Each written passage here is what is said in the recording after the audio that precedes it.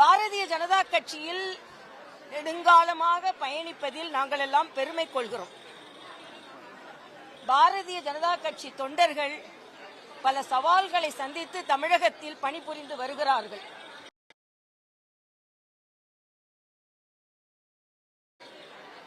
எல்லாவற்றிற்கும் மேல இன்னைக்கு மீனாட்சியை கும்பிட்டு விட்டு வந்து சொல்கிறேன், இந்த மக்களின் உணர்வுகளை, இறைவனை இறைவியை கும்பிடும் மக்களின் உணர்வுகளை மதிக்காததால் தான் இதற்கு முந்தைய ஆட்சி, திமுக ஆட்சி தனது ஆட்சியை இழந்தது. ஆக இந்த மக்களின் உள்ளு உணர்வை, இறை உணர்வை ஏதோ மதக்கலவரம் போல சித்தரிப்பதை நாங்கள் ஒருபோதும் ஏற்றுக்கொள்ள மாட்டோம். ஆக இறைவனை அன்போடு அருளோடு கும்பிடுவதை, இதே அருள்தான் எங்களுக்கு அன்போடு பணிவோடு திருப்பரங்குன்றத்தில் விளக்கேற்றி கும்பிட வேண்டும் என்று நாங்கள் நினைக்கிறோம்.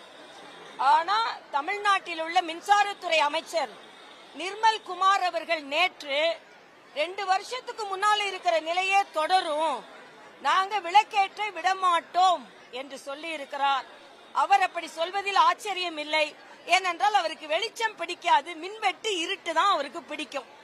அதனால இன்று எங்களால் நிச்சயமாக ஒத்துக்கொள்ள முடியாது. வழக்காடு மன்றத்திலேயே இந்த சாமானிய மக்களின் உணர்வுகளுக்கு, இந்த ஏழை பக்தர்களின் உணர்வுகளுக்கு, இந்த உறுதியான பக்தர்களின் உணர்வுகளுக்கு மதிப்பளித்து அங்கே விளக்கேற்ற வேண்டும் என்று தீர்ப்பு வந்ததற்கு பின்பும் நாங்கள் விளக்கேற்ற அனுமதிக்க மாட்டோம் என்று சொல்வது ஆணவத்தின் வெளிப்பாடு. ஏதோ கொஞ்சம் விசில் சத்தம் சத்தமா கேட்டுச்சுன்றதுக்காக இந்த பக்தர்களின் குரல் உங்களுக்கு கேட்காமல் இருக்கலாம். ஆனா இந்த பக்தர்களின் குரல் உங்க விசில் சத்தத்தை விட உறுதியானது, உறக்கமானது, உறுதியானது, வலிமையானது என்பதை நான் இங்கே தெரிவித்துக் கொள்கிறேன். அதனால மறுபடியும் சென்ற ஆட்சி செய்த அதே தவிர திருப்பரங்குன்றத்துல மத கலவரம், அமைதியை நாங்க நிலைநாட்டுறதுக்கு தான் நாங்க இருக்கிறோம் இப்படின்லாம் சொல்ல முடியாது. நீங்க கரூர்ல போய் நீங்க எவ்வளவு கலாட்டா பண்ணீங்க, ஆனா இன்னைக்கு திருப்பரங்குன்றத்துல அமைதியாக விளக்கேற்ற வேண்டும் என்று அந்த பகுதி மக்கள் உண்ணாவிரதம் இருந்தார்கள், அந்த பகுதி மக்கள் போராடினார்கள். ஆக இந்துக்களின் அந்த பரந்த மனப்பான்மையை மறுபடியும் இடர வேண்டாம் என்று நான் இந்த அரசிற்கு கேட்டுக்கொள்கிறேன்.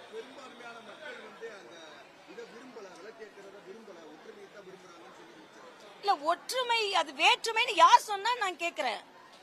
அங்க அந்த மக்கள்லாம் ஒற்றுமையா, நீங்களே பத்திரிகைக்காரங்களே சொல்லுங்க. அங்க உண்ணாவிரதம் இருந்தாங்களா? அங்க யாரும் கட்சிக்காரங்க இருந்தாங்களா? பொதுமக்கள் இருந்தாங்க. ஒரு அம்மா, பெரியம்மா சொன்னாங்க, நான் ஏன் உயிர் போறதுக்குள்ள நான் அங்க விளக்க பாத்துறணும்னு சொன்னாங்க. அதனால பொதுமக்களின் உணர்வை மத உணர்வு என்று கொச்சைப்படுத்துவதே தவறு என்பது எனது கருத்து. கோயில்ல என்னென்ன வசதிகள் செய்து கொடுக்க வேண்டுமோ அதையெல்லாம் கொடுக்கணும். அதனால சும்மா நீங்க, இப்ப நான் கேட்கிறேன், இதே மின்துறையில ஊழல் இல்லைன்னு சொன்னீங்க, 26 டிஸ்க் காணாம போயிடுச்சுன்னு சொன்னாங்க. சில டிஸ்க்கு தான் இவங்க கம்ப்ளைண்டே கொடுத்திருக்கிறாங்க. அப்ப ஊழலை காப்பாற்றுவதில் இவர்களும் மிக ஊக்கமாக இருக்கிறார்கள் என்பது மட்டும் இல்ல. இன்னைக்கு ஸ்மார்ட் மீட்டர், எல்லா இடங்களிலும் ஸ்மார்ட் மீட்டர் பொருத்தப்பட்டிருக்கும் போது 30,000 கோடி ஆகும், அதனால நாங்க மறுபரிசீலனை செய்யறோம் சொல்றாங்க.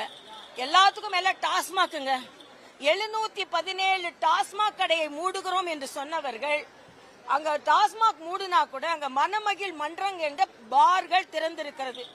எல்லாத்துக்கும் மேல இன்னைக்கு ஒரு ஆங்கில பத்திரிகையில் போட்டிருக்கிறார்கள், எங்கெல்லாம் கடை மூடப்படுகிறதோ அங்கே தனியார் பார்கள் திறக்கப்படுகிறது. அது மட்டும் இல்ல, அங்க கடை மூடி இருக்கும், ஆனா கடையிலிருந்து சரக்கு வாங்கி கார்ல வச்சு குடிச்சிட்டு பொதுமக்கள் இருக்கிற இடத்துல பாட்டில வீசிட்டு போறாங்க. டாஸ்மாக பொறுத்த வரைக்கும் தமிழ்நாட்டில் திறந்திருக்கும், ஆனா திறந்திருக்காது, மூடி இருக்கும், ஆனா மூடல. இந்த கதை தான் இருக்குது. அதனால நீங்கள் தீவிரமாக பொதுமக்களுக்கு பாதிப்பில்லாமல், இன்னும் கஞ்சா அதிகமாக நடமாடுகிறது, இன்னும் போதைப் பொருள் நடமாடுகிறது. இன்னைக்கு நீங்க பாத்தீங்கன்னா பத்திரிகை திறந்தா 7 பாலியல் குற்றங்கள், 7 ஒரே பத்திரிகையில ஒரே பக்கத்துல. ஆக இதுதான் தமிழகத்தின் தலையெழுத்தா? ஒரே பக்கத்துல 7 பாலியல் பலாத்காரங்கள். வெளியில தூங்கிக் கொண்டிருந்த 70 வயது பெண் பாலியல் பலாத்காரம் செய்யப்பட்டிருக்கிறார். 2 பெண் குழந்தைகள் கள்ளக்குறிச்சியில பாலியல் பலாத்காரம் செய்யப்பட்டிருக்கிறார்கள். ஆக இதை இரும்பு கரம் கொண்டு அடக்க வேண்டும் என்று கேட்டுக்கொள்கிறேன். சிங்க பெண்கள் எங்கே போனார்கள் என்று தெரியவில்லை. தமிழக சிங்க பெண்களை காப்பாற்றுங்கள். நீங்கள் சிங்க பெண்களை ஆரம்பிக்கிறோம் என்று சொல்வது தமிழகத்தில் இன்னும் பெண்கள் பாதுகாப்பாக இல்லை என்ற நிலை தொடர்கிறது என்பது மிக வருத்தமான ஒரு விஷயம்.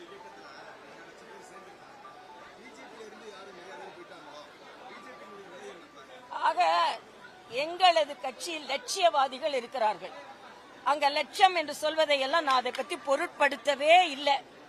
எங்கள் கட்சி தொண்டர்கள் ரத்தத்தை சிந்தி வேர்வையை சிந்தி இந்த பாரதிய ஜனதா கட்சியை வளர்த்தவர்கள், வளர்த்து கொண்டிருப்பவர்கள், வளர்க்க போகிறவர்கள், ஆட்சியில் அமர வைக்க போகிறார்கள்.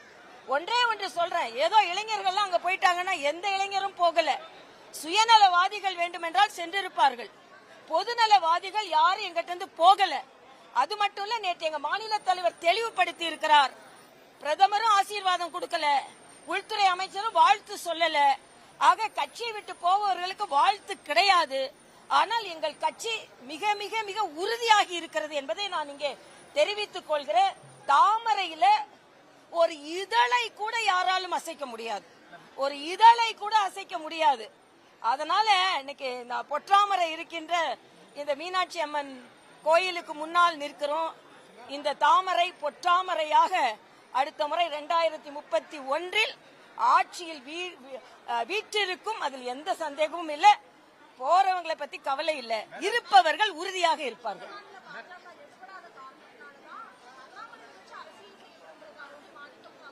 இல்ல, இதை நான் அவங்களை வன்மையா கண்டிக்கிறேன். நேற்று வன்னியரசா இருக்கட்டும், மாணிக் தாக்கூர்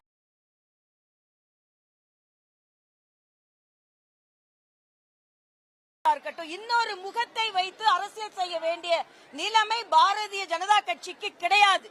உங்க கட்சியில வேணா, காங்கிரஸ்ல வேணா ஒவ்வொரு முகமா இருக்கலாம். ஜோதிமணிக்கு ஒரு முகம், மாணிக் தாக்கூருக்கு ஒரு முகம், இப்படி முகத்தை காண்பித்து காண்பித்து நீங்க திமுக முதுகுல குத்துனீங்க. நாங்க அப்படி இல்ல. எங்களோட ஒரே முகம் தாமரை முகம், பாஜகவோட முகம். வேறு முகங்களை காண்பித்து பாஜகவிற்கு மாற்று சக்தி தேட வேண்டிய நிலைமை எங்களுக்கு இல்லை.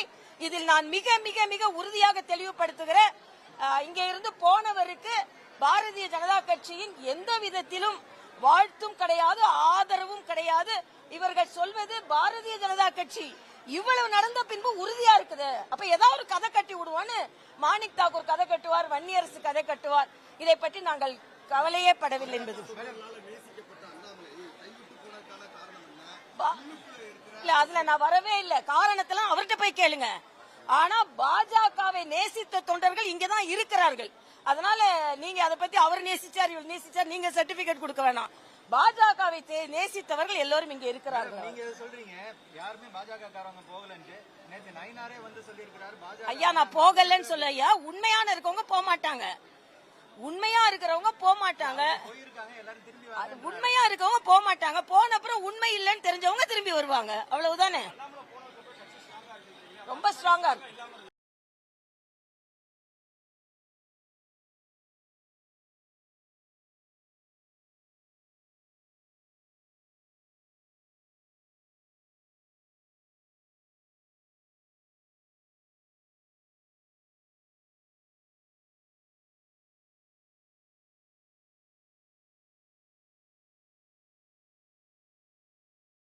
எப்பவுமே ஸ்ட்ராங்கா தான் இருக்கு. சில பேர் நினைச்சுக்கிட்டாங்க அவங்க வந்ததுனால தான் ஸ்ட்ராங்கா இருக்குன்னு. வந்ததுனால ஸ்ட்ராங்கா ஆகல, போனதுனால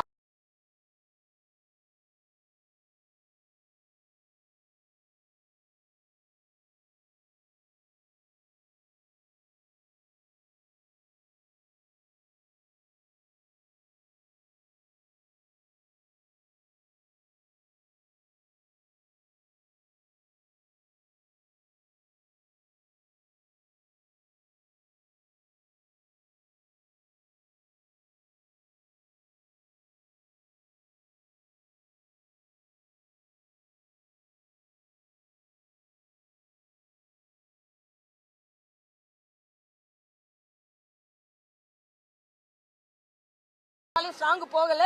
எப்பவுமே இந்த கட்சி பலமான கட்சியா தான் இருக்குது. அதனால அதாவது அவர் படம்லாம் 100 நாட்கள் ஓடிச்சுன்னு நீங்க பெருமையா பேசலாம். 30 நாட்கள் அரசாங்கம் ஓடுறதுக்குள்ளே திக்கி திணறி ஓட்டி கொண்டு இருக்கிறார். இன்னைக்கு பாலியல் பலாத்காரங்கள் அதிகரித்து இருக்கிறது, ஊழல் குற்றச்சாட்டுகள், ஒவ்வொரு துறை அமைச்சரும் ஒரு மாதிரி பேசுறாங்க. அதனால 100 நாட்கள் படத்தை ஓட்டிய முதலமைச்சர் விஜயினால் 30 நாட்கள் அரசாங்கத்தை ஓட்டுறதே மிக கவலை அளிக்கக்கூடியதாக இருக்கிறது.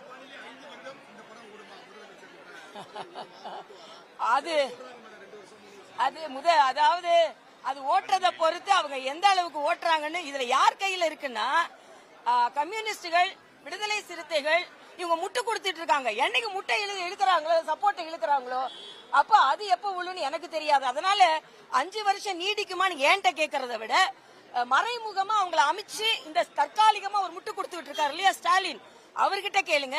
விடுதலை சிறுத்தைகள் தலைவர் நாங்க இங்கேயும் இருக்கோம், அங்கேயும் இருக்கோம், அங்க நாங்க போகல, ஆனா இங்க நாங்க இருக்கோம். மந்திரி சபையில இடம் பெறுவோம், ஆனா மந்திரி சபை ஆறதுக்கு மந்திரி ஆறதுக்கு எங்களுக்கு விருப்பம் இல்லைன்னு சொல்லிட்டு இருக்காருல்ல திருமாவளவன், அவங்ககிட்ட கேளுங்க. எல்லாத்துக்கும் மேல முத்தரசன் கேளுங்க. அவர் என்ன சொல்லியிருக்காருன்னா, தொப்புள் கொடி இன்னும் அறுக்கப்படவில்லையாம். அப்ப தொப்புள் கொடி அறுக்கப்படாத ஆட்சி கூட தான் நீங்க இருக்கிறீங்களா?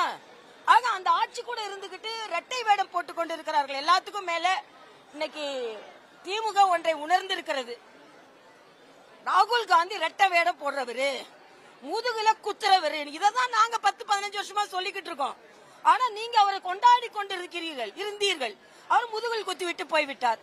இண்டி கூட்டணி வெலவெலத்து போய்விட்டது என்பதற்கு திமுக இண்டி கூட்டணிக்கு போக மாட்டேன்னு சொல்லியிருக்காங்க, கம்யூனிஸ்டுகள் போவோமா இல்லையான்னு சொல்லியிருக்காங்க.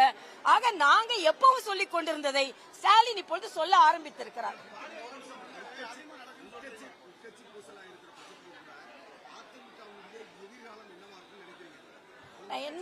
இன்னொரு கட்சியோட எதிர்காலத்தை பத்தி நான் சொல்வது சரியா இருக்காது. அந்தந்த கட்சிக்கு அந்தந்த எதிர்காலம் இருக்கும்.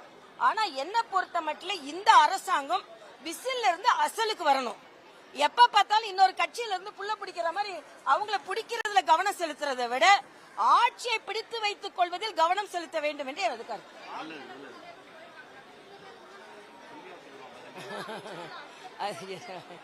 என்ன பேரம் அவங்க கிட்ட தான் கேட்கணும். ஆனா பேரம் இருக்குது, அவ்வளவுதான்.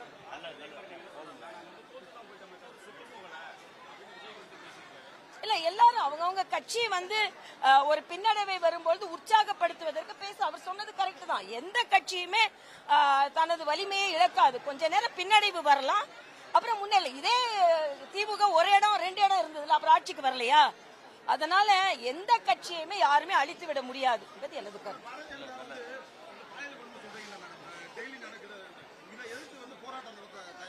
நிச்சயமா நாங்க திருப்பரங்குன்றத்துக்கு எதிராக போராட்டம் நடத்துவோம், பாலியல் குற்றத்துக்கு எதிராக போராட்டம் நடத்துவோம்.